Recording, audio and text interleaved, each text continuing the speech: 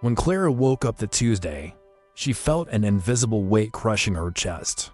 It wasn't physical pain. It was something worse, something she couldn't precisely name. 1,000 thoughts screamed simultaneously inside her head, each demanding urgent attention, each creating imaginary catastrophes that seemed as real as the pillow beneath her head.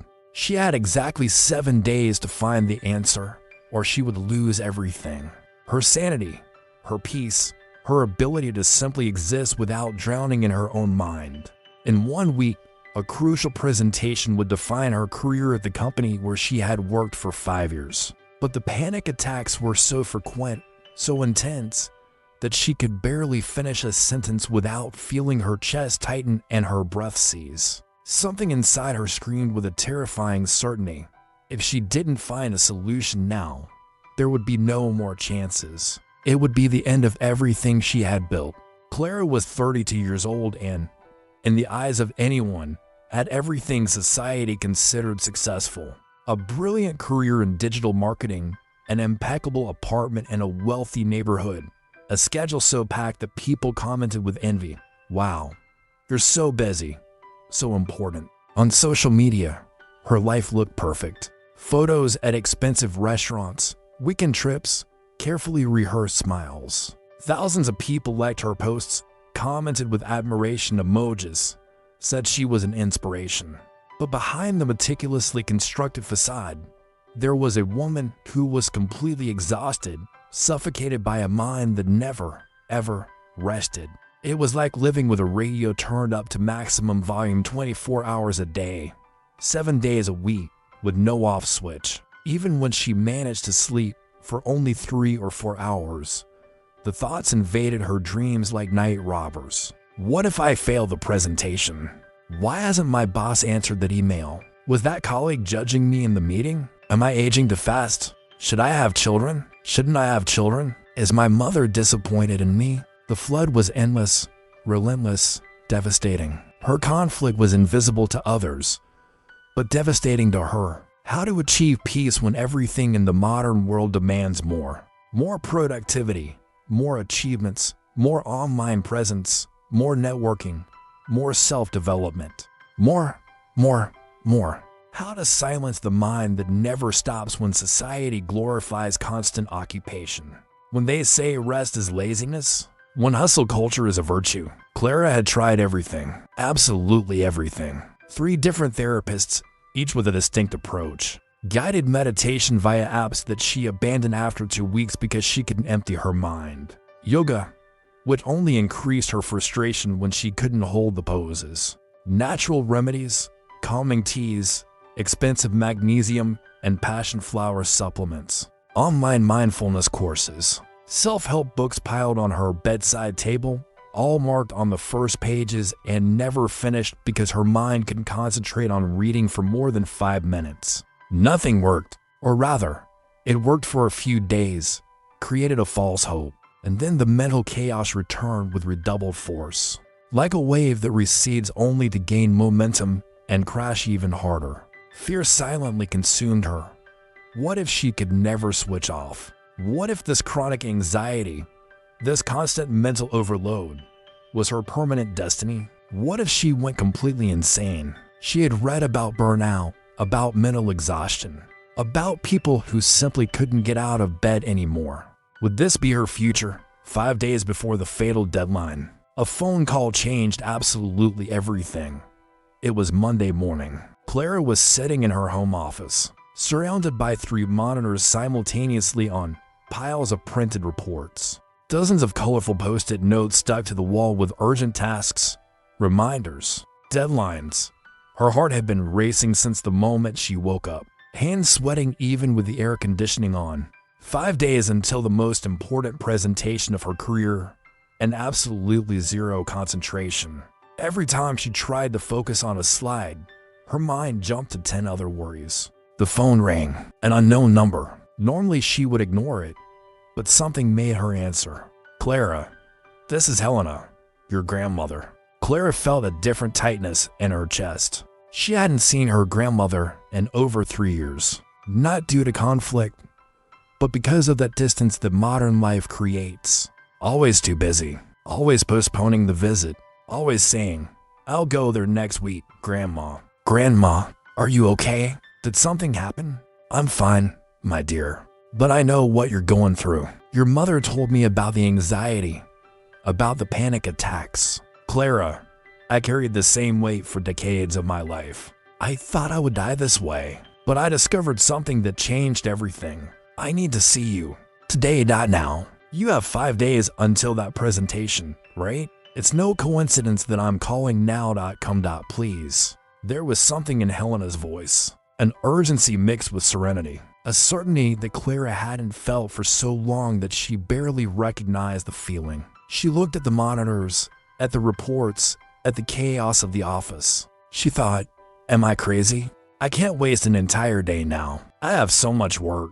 But then she looked at her trembling hands, felt the tightness in her chest, realized she was on the verge of a complete breakdown, and she made the most impulsive decision of her life. She turned off the 3 monitors, grabbed her car keys, sent a quick message to work saying she was sick, which wasn't a lie, and drove 3 long hours to Helena's secluded house in a small coastal town where her grandmother had lived alone since her grandfather passed away. As Clara drove with her hands still shaking on the wheel, trying not to think about everything she was failing to do, the scene shifts to Helena's porch. The 78-year-old woman cultivated her small garden with slow, deliberate, conscious movements. Each flower received exactly the attention it needed. Around them, only the constant sound of the sea hitting the distant rocks and birds singing in the trees. A serenity that seemed impossible in the fast-paced world Clara knew. A peace that seemed from another century, another dimension. When Clara finally arrived, after 3 hours of traffic and obsessive thoughts about everything she should be doing, she was literally on the verge of collapse. Eyes red and swollen from holding back tears, hands visibly shaking, unable to maintain eye contact, breath short and shallow. She could barely get out of the car. Helena greeted her at the door with a long, firm, warm hug. She didn't say anything. She just held her granddaughter as if she were holding something precious and fragile that could break at any moment. Clara, who couldn't remember the last time someone truly hugged her, without rush, without performance, without expecting anything in return, almost broke down right there. "Sit down, my dear. Breathe. You don't need to do absolutely anything now. Just be here. That is enough." They sat in silence on the porch for long minutes. Clara desperately tried to calm her mind, but the thoughts continued like an unstoppable flood. "I'm wasting precious time. I should be working on the slides. This is ridiculous. I came all this way for what? To sit in silence? This won't solve anything. I'm an idiot. I'm going to be fired. I'm going to fail." Then Helena spoke, and her words cut through the mental chaos like a sharp knife through thick fog. "Clara, do you want to know the secret to a peaceful mind?" Clara nodded, unable to speak. Tears finally escaping and rolling down her face, Helena leaned forward, looked into her granddaughter's eyes with a gentle intensity, and said something too simple to be true, too profound to be ignored. "It's not about adding more practices to your routine, more techniques, more methods, more tools. It's about removing what should never have been there in the first place." In that moment, something broke inside Clara, as if a dam had burst. She started to cry, not out of despair, but from a relief she didn't even know she was seeking. 48 hours later, Clara was still at her grandmother's house. She had called work saying she had a bad virus, which wasn't exactly a lie. She was sick, just with a different kind of illness. For the first time in years, she didn't compulsively check emails. Every 5 minutes, she didn't update social media. She didn't worry about likes, comments, appearances. She woke up without a jarring alarm wrenching her from sleep. She simply existed, sitting on the porch at sunrise on the 3rd day, with the sky painted with oranges and pinks that Clara didn't even remember existed. Helena broke the contemplative silence. "Your mind is heavy, my dear, because you are carrying thoughts that are not yours, expectations that other people placed on you and you accepted as absolute truths. Fears that were taught, not born with you. Stories about who you should be, created by a society that profits from your dissatisfaction. Each of these thoughts is an invisible burden, and you are carrying thousands of them. Clara started to cry again, but this time she understood why. That was exactly it. Her parents wanted her to have financial success, stability, home ownership, investments.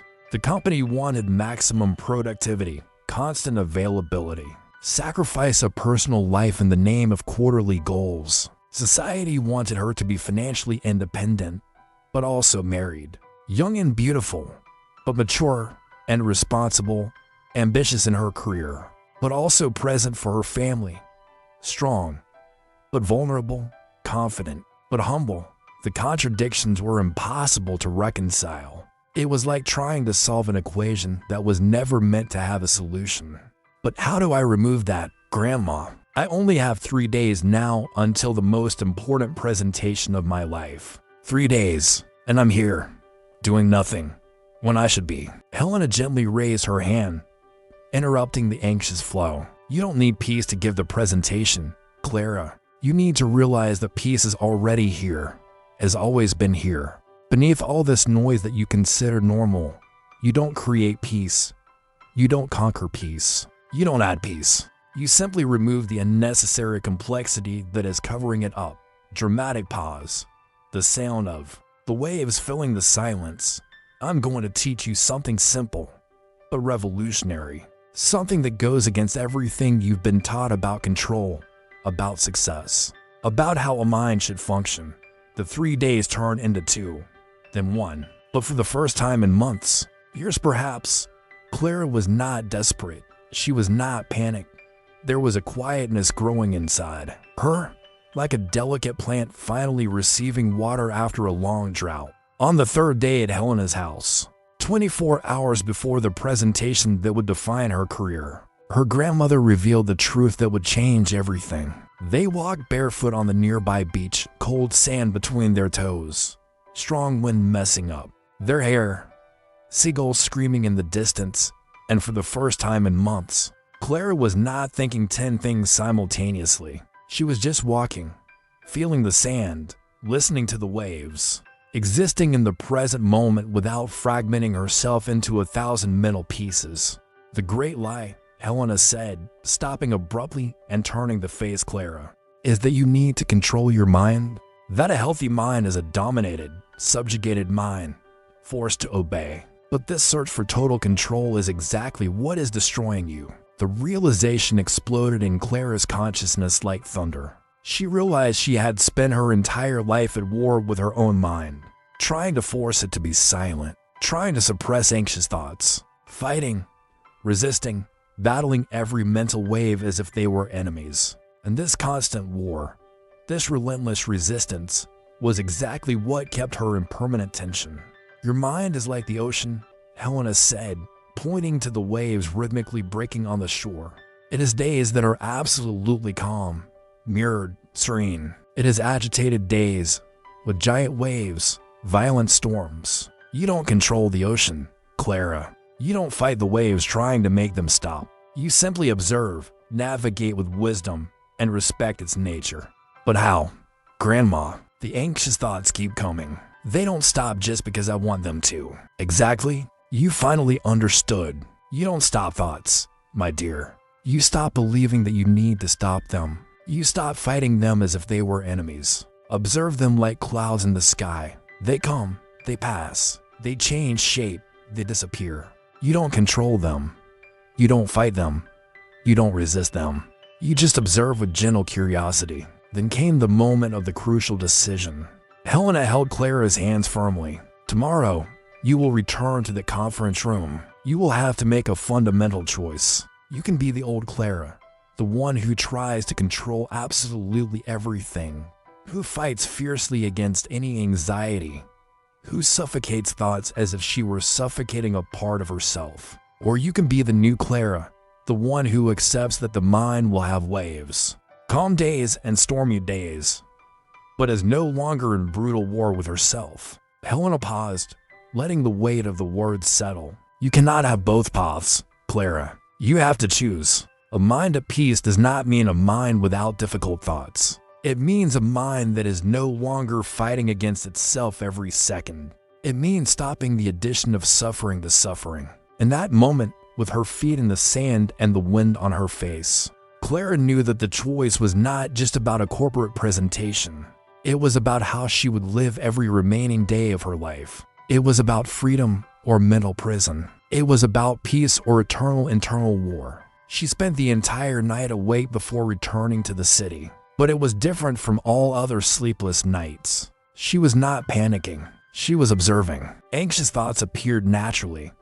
What if I completely fail? What if my voice trembles? What if I forget everything? What if they fire me? And Clara did something revolutionary. She didn't fight them. She didn't try to suppress them with forced positive thinking. She just observed. Hello, thought of fear. Hello, fear of failure. I see you. I acknowledge you. But you don't control me. You are just a passing mental wave. It was strange. It was uncomfortable. It was liberating. It was, finally, real peace. On the morning of the presentation, Clara walked into the conference room completely transformed. Not because she was confident and free of anxiety, but because she was no longer fighting. Her voice trembled a few times. She forgot phrases she had rehearsed. Some slides didn't go perfectly, but she continued. She breathed. She observed the anxious thoughts as passing clouds, and she finished. And most importantly, she didn't panic. She didn't have an attack. She didn't break down, because she was no longer at war with herself. 3 months later, Clara's life had changed in ways she never imagined. She moved to a smaller, simpler apartment in a less upscale neighborhood. She sold half her belongings. She drastically reduced time on social media. She learned to say no to commitments that only fueled her feeling of inadequacy. She stopped trying to add more techniques, more practices, more complexity to her life. She finally understood. Peace does not come from adding sophisticated mental management tools. It comes from removing layer after layer of what was never essential. The secret was not in controlling the mind as if it were a defective machine that needs to be fixed. It was an understanding that the mind has natural waves, and peace comes from observing those waves without drowning in them, without fighting against each one as if it were a life or death battle. The presentation? She did it and was successful. It wasn't perfect according to impossible standards, but it was human, authentic, real, and that was enough. More than enough. Inner peace, Clara discovered, is not the absence of difficult thoughts. It is not an empty or militarily controlled mind. It is being genuinely present with what shows up each moment without violent resistance, without constant fighting against oneself. It is profound simplicity in a world that glorifies and profits from artificial complexity. For the first time in 32 years, Clara slept through the night without obsessive thoughts waking her up at 3 in the morning. And that was literally everything she had ever needed. And you, who are reading this story now, how many of the thoughts you carry daily are truly yours? How many are internalized expectations that you don't even remember where they came from? How many are learned fears, not inherent? How many are stories about who you should be, created by people who don't truly know you? Try it today, right now. 5 minutes observing thoughts like clouds in the sky. Don't try to change them. Don't fight them. Don't judge them as good or bad. Just observe with gentle curiosity. You are not your thoughts. You are the one who observes them. There is a fundamental and liberating difference between being dragged by every mental wave and observing the waves from the shore, knowing that you are not the agitated ocean, but the consciousness that observes. The light mind you desperately seek is here, now, at this very moment. It always has been, beneath the layers and layers of complexity that you were taught to consider normal and necessary. Start today, not tomorrow, not next Monday. Today. Remove one unnecessary thing from your life, just one, and observe with curiosity what happens when you stop adding and start radically simplifying. The peace you tirelessly search for is waiting in silence. You just need to stop making so much internal noise to finally hear it. It has been whispering your name this whole time. If this story touched something within you, if it lit a small light of recognition or hope, share it. Because somewhere, at this very moment, There is someone with a mind as overwhelmed as yours was. Someone on the verge of collapse, believing there is no way out. And perhaps, just perhaps, these words are exactly what that person needs to hear today. And follow this channel. Every week, we bring stories that not only entertain, but transform. Stories that heal invisible wounds. Stories that remind you of who you truly are beneath all the masks and expectations. Because you deserve peace. You deserve lightness. You deserve mental freedom. The journey begins with a single step, and that step is simply stopping the fight against yourself. The rest unfolds, naturally, like a flower that always knew how to bloom, just waiting for you to stop trying to. Force it to be something different than what it naturally is.